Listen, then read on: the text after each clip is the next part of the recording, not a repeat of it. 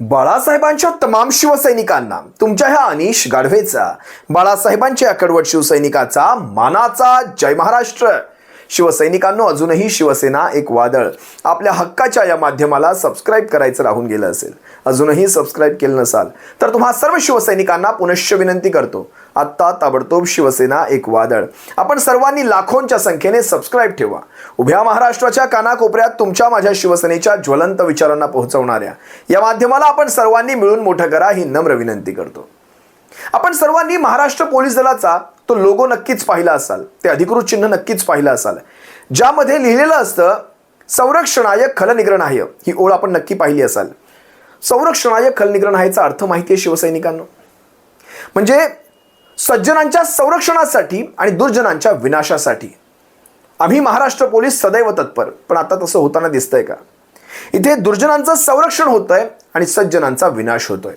एक उदाहरण, कालचंच उदाहरण तुम्हा सर्वांसमोर ठेवतो, अतिशय बोलकं आहे, चिड येईल तुमच्या डोक्यामध्ये। महाराष्ट्र पोलिसांविषयी आपल्या मनामध्ये नितांत आदर आहे, त्यांच्याविषयी आत्मीयता आहे, पण ज्यावेळेस असे अधिकारी पाहतो तळपायाची आग मस्तकात जाते। एवढा माज कुठून येतो आणि कशासाठी? आज आपण जनतेचे सेवक नाही तर जनतेच्या पुढे आपण राजे आहोत आणि जनता आपली प्रजा आहे अशा आविर्भावात हे अधिकारी फिरत असतात। कालचं हे उदाहरण पहा, जालन्यामधलं हे उदाहरण। स्वातंत्र्य दिना दिवशी म्हणजे 79वा स्वातंत्र्य दिन जालन्यामध्ये साजरा केला जात असताना एक आंदोलनकर्ता आपल्या काही मागण्यांसाठी आंदोलन करतो, त्याची लहान मुलगी त्याच्यासोबत असते आणि अशा वेळेत त्याला पकडलं जातं। म्हणजे दिवस चुकीचा निवडला, ज्यांच्या समोर म्हणजे ज्या मंत्र्यांसमोर पंकजा मुंडेंसमोर आंदोलन करणार होते ती वेळ चुकीची निवडली, माणूस चुकीचा निवडला, सगळं काही समजू शकतो आपण, सारं समजू शकतो। त्याला पकडलं, त्याला तिथून घेऊन जात होते हेही आपण समजू शकतो। तसं पाहायला गेलं तर आंदोलन करणं हा प्रत्येक व्यक्तीचा हा मूलभूत अधिकार आहे, आंदोलनाचा अधिकार आहे।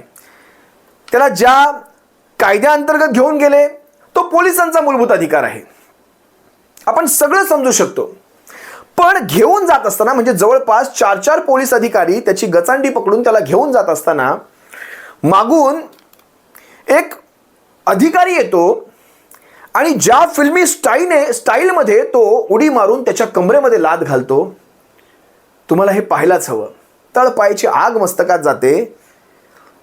ज्या प्रकारे हा पोलीस अधिकारी त्याच्या कमरेमध्ये लाथ घालतो, हा अधिकार या पोलीस अधिकाऱ्याला दिला कुणी? पहिला प्रश्न। आता त्या माणसाची काय चूक असेल, त्याने काय गुन्हे केले असतील, 100, 200, 300 सगळी कलम लावा, त्याला कोर्टासमोर उभं करा, त्याने केलेल्या अपराधांची शिक्षा त्याला तुम्ही नक्की द्या, त्याने जे काही केलं असेल। माझा हा मुद्दा नाहीये, माझा हा मुद्दा आहे की हे असले अधिकारी, हे असले मुजोर अधिकारी, माजोरडे अधिकारी ज्या वेळेस अशा फिल्मी स्टाईलमध्ये त्याच्या लहान मुलीच्या समोर त्याला लाथ घालतात, हा अधिकारी, बरं ह्याच्यावर कुठलीही कारवाई तर कुठलीही कारवाई नाही। जरा तुम्ही सुरुवातीला हा व्हिडिओ पहा, मी पुढे माझं विश्लेषण करतो। स्वातंत्र्य दिनानिमित्तानं जालन्याच्या पालकमंत्री पंकजा मुंडे या जिल्ह्याच्या दौऱ्यावरती होत्या। मुंडे यांचा ताफा जात असताना एका आंदोलकानं तो अडवला, निवेदन देण्याचा प्रयत्न केला। अमित आणि गोपाल चौधरी हे गेल्या महिन्याभरापासून जालना जिल्हाधिकारी कार्यालयासमोर उपोषण करत होते। त्यावेळी पोलीस आंदोलकाला ताब्यात घेऊन जात असतानाच उपविभागीय पोलीस अधिकारी अनंत कुलकर्णी यांनी धावत जात आंदोलकाच्या कमरेमध्ये लाथ मारली। हा सगळा प्रकार कॅमेरामध्ये कैद झाला।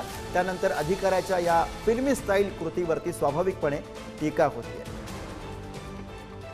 जालन्यामध्ये घडलेला हा सगळा प्रकार आहे। आंदोलकाला पोलिसांनी ताब्यात घेतलं, मात्र त्यानंतर एका पोलीस अधिकाऱ्यानं या आंदोलकाच्या कमरेमध्ये लाथ मारली आणि अर्थात या सगळ्या प्रकारानंतर आता एक संताप पोलीस अधिकाऱ्याच्या या कृतीविरोधात उमटताना आपल्याला पाहायला मिळतो।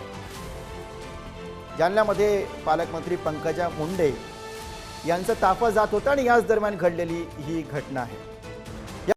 हा व्हिडिओ पाहत असताना तळपायाची आग मस्तकात जात होती आणि सगळ्यात घाणेरडी गोष्ट म्हणजे ही लाथ ज्यावेळेस मारली गेली त्यावेळेस त्या व्यक्तीची लहान मुलगी तिथेच मागे होती।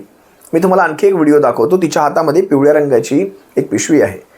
ती मुलगी आपल्या वडिलांच्या मागे चालते, मागून हा अधिकारी धावत येतो आणि तिच्या वडिलांच्या पाठीमध्ये ही अशा प्रकारे फिल्मी स्टाईलने लाथ घालतो। जरा हाही व्हिडिओ पहा। अचानक DYSP असलेले अनंत कुलकर्णी यांनी धावत येत अत्यंत फिल्मी स्टाईलने त्यातल्या कुटुंबातल्या एका व्यक्तीच्या एका आंदोलकाच्या कमरेमध्ये लाथ घातली।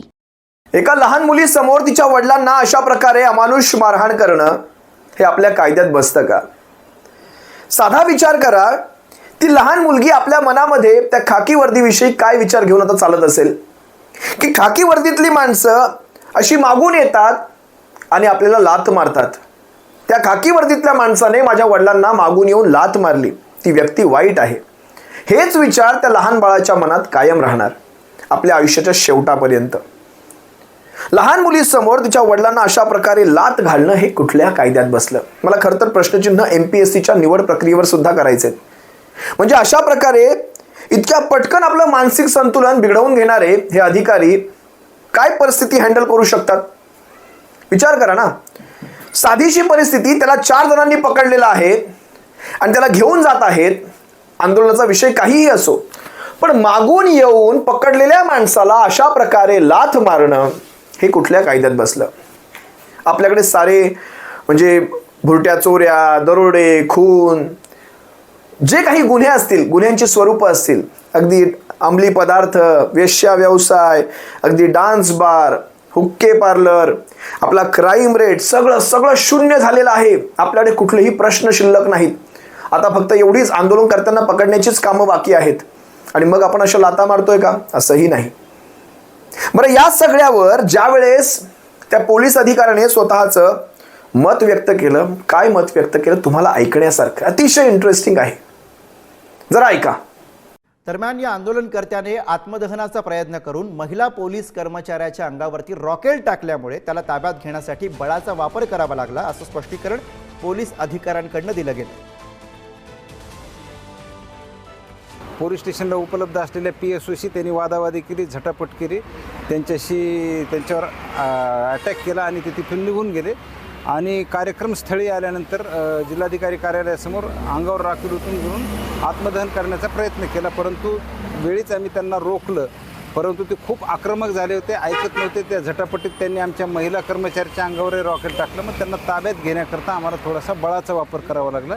आम्ही बळाचा वापर करून त्यांना ताब्यात घेतलेला आहे आणि त्यांच्या विरुद्ध योग्य कलमान्वये पोलीस स्टेशनला गुन्हा दाखल केला. आपण पाहिलात या व्हिडिओमध्ये आनंद कुलकर्णी नावाचे हे पोलीस अधिकारी म्हणतायत, या व्यक्तीने आत्मदहन करताना आमच्या महिला पोलिसाच्या अंगावरही रॉकेल टाकण्याचा प्रयत्न केला. मला खरं तर नवल वाटलं. नोट करा ह्या लाईनला. रॉकेल कुठून आणलं? महाराष्ट्रभर रॉकेल मिळत नाही, रॉकेल बंद झालेलं आहे. हे रॉकेल कुठून आलं? आता कदाचित पुढचे प्रश्न विचारल्यावर रॉकेलच्या जागी पेट्रोल वगैरे करतील. हे विषय तो नाही, पण मग पोलिसांनी त्या गोष्टीचे फुटेज का नाही दाखवलेत? जसे हे लाथ घालतानाचे फुटेज बाहेर आहेत, तसे पोलिसांच्या अंगावर, महिला पोलिसाच्या अंगावर ते रॉकेल पडल्याचे वगैरे ते फुटेज का नाही दाखवले? ज्यावेळेस प्रश्न पोलिसांच्या प्रतिमेवर प्रश्नचिन्ह उभं केलं जातं त्यावेळेस पोलिसांनी हे खरं तर दाखवायला हवे होते, ते दाखवले गेले नाहीत. आता विचार करा, ह्याच पोलिसांवर ज्या वेळेस नितेश राणेसारखा एक आमदार असताना, म्हणजे आत्ता मंत्री झालेला आहे, मी तुम्हाला आमदार असतानाचा महाड पोलीस स्टेशनचा एक व्हिडिओ दाखवतो. फक्त आमदार असलेला हा व्यक्ती मंत्री सुद्धा नाही बरं का. कशा प्रकारे एका पोलीस स्टेशनमध्ये जाऊन वरिष्ठ पोलीस अधिकाऱ्यासोबत समोर बसून मोठ्या आवाजामध्ये अरे तुरेची भाषा करतोय. हा व्हिडिओ नक्की पहा. मला हे दाखवण्याचं तात्पर्य सांगतो, म्हणजे कायदा फक्त सर्वसामान्यांना लागू होतो का? जरा पहा हा व्हिडिओ. पण या कोणालाही काय त्रास झाला याच्यानंतर, हे लोकांना कोणातरी डोळे वाटारून दाखवले, चुकीचे केसेस टाकले, तर मग मी आणि तुम्ही मग कसं चालणार? तुम्ही सांगा ना काळजी. आणि तुमच्याबद्दल तर फार तक्रारी आहे. मॅक्झिमम रेट्स मी केलेले आहे. तुम्ही असं ऐकले बोलायला मलाही सोपं पडते, त्यालाही बोलता येईल. पण ही अगरची आता अवस्था या लोकांनी अर्धा तास जे मला ब्रीफिंग केलं ना, आम्ही काय गप्पा बसताना नाहीये. येते अधिवेशन, उद्या जातो फडणवीस साहेबांकडे जाऊन बसतो, सगळी माहिती देणार. मी काय गप्पा बसताना पैकी आहे का मी? आणि माझ्या पाठ फिरल्यावर हे लोकांना काही चुकीचं झालं ना, उद्या येऊन धिंगाणा घालीन परत. मी तुम्हाला सांगतोय, कळलं का रे तुला? पण मस्ती नको मला इकडे, काळजी तक्रारी नको इकडून मला या लोकांकडून. आता सुट्टा येताना बिंदात रुबाब मध्ये फिरतय असतात. मी तुम्हाला सांगतो, रुबाब काळजी तुटला नाही, ही नाटकं व्हायला झाली नाही, आम्ही गप्प बसणार नाही. सगळ्याच्या वेळेला मला उद्या अटक पाहिजे. आणि नाही झाले तर मग बघा 27 जूनला अधिवेशनात टीव्ही चालू करून ठेवा आणि बघा कसा धिंगाणा होतो तिकडे टीव्हीवर तुमच्या लोकांच्या नावाने. आम्ही काय गप्प बसणार? परत तुम्ही काळे आणि तुम्हाला सांगतोय काय तुम्ही माने तुम्ही व्यवस्थित पद्धतीने हा विषय हाताळला नाही ना आणि मला परत यायला लागला ना उगाच मला कंटाळा केला ना तुम्ही इथे येऊन धिंगाणा घालणार मी गप्प न बसणार. सगळ्यांची नावं सकट आता यावेळी अधिवेशनात घेतो थांबा तुम्हाला एकदाच कळून दे एक माने आणि काळे गेला ना मग परत कोण हिंमत करणार नाही इथे मस्ती नंतर करून दाखवा आणि येणाऱ्या अधिवेशनामध्ये बघा कोणाकोणाची नावं घेतो फ्लोअरमध्ये आणि कसे कामाला लावतो माझ्याकडे तरी मला सोपवा. अशा प्रकारे 2 पोलीस अधिकाऱ्यांवर हा नितेश राणे एवढा आवाज चढवून अरे तुरेची भाषा शिव्यांची भाषा वापरतोय त्याच्यावर मात्र कुठलीही कारवाई नाही. मी तुम्हाला आणखी याच नितेश राणेचा व्हिडिओ दाखवतो. म्हणजे कशा प्रकारे माझा बॉस सागर बंगल्यावर बसलाय. बॉस म्हणजे गृहमंत्री मुख्यमंत्री आमचा बॉस सागर बंगल्यावर आम्हाला कोणी काहीच करू शकत नाही. पोलिसांसमोर सांगतो म्हणतोय. काय करणार आहात आपण यांना? यांच्यासाठी आपल्या ह्या लाता कधी उगारल्या जाणार आम्हाला सुद्धा पाहिजेत. जरा पहा.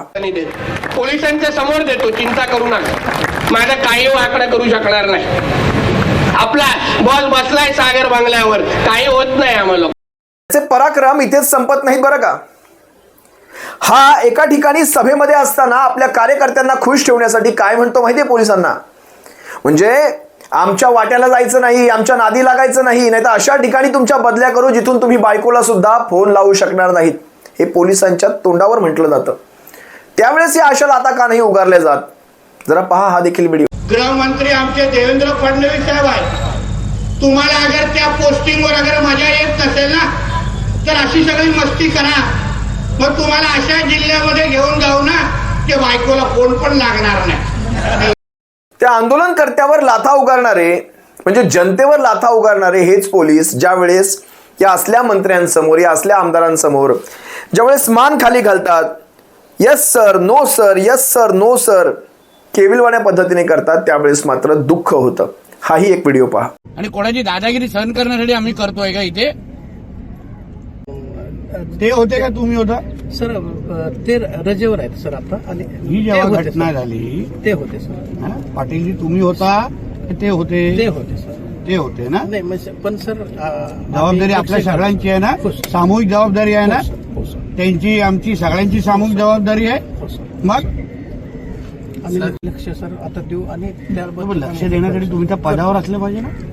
तुम्हाला वाटतं मी ठेवणार एवढं सोपं आहे का? तुम्ही अगर आपल्याला अगर आपली जबाबदारी पूर्ण करायला येत नसेल आणि आपल्या बेजबाबदारपणामुळे इथे कायद्याने सुव्यवस्थेचा प्रश्न निर्माण होत असेल तर मी परत संधी कशाला देऊ? या असल्या आमदारांवर या असल्या मंत्र्यांवर कुठलीही कारवाई होणार नाही. मी आजच सांगतो आणि आपल्याला ते चांगलंच माहिती आहे. हे सगळं दाखवायचं तात्पर्य असं न्याय हा सगळ्यांसाठी समान असला पाहिजे. तो आंदोलनकर्ता सर्वसामान्य आहे म्हणून त्याची गचांडी धरायची त्याला अशा लाता घालायच्या त्याच्या मुलांसमोर घालायच्या आणि या असल्या मुजोर मंत्र्यांसमोर मात्र मानाखाली घालायच्या. नवल वाटतं ह्या सगळ्या गोष्टींचं.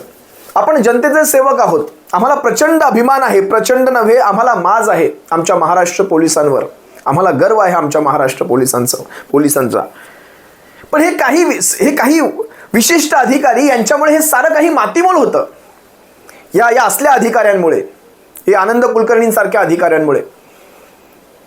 विचार करा ज्या बुटाने म्हणजे जे बूट त्याच्या पाठीवर तुम्ही उमटवलात ते बूट सुद्धा आम्हा सर्वसामान्यांच्या त्या टॅक्सच्या पैशातनंच येत असतं.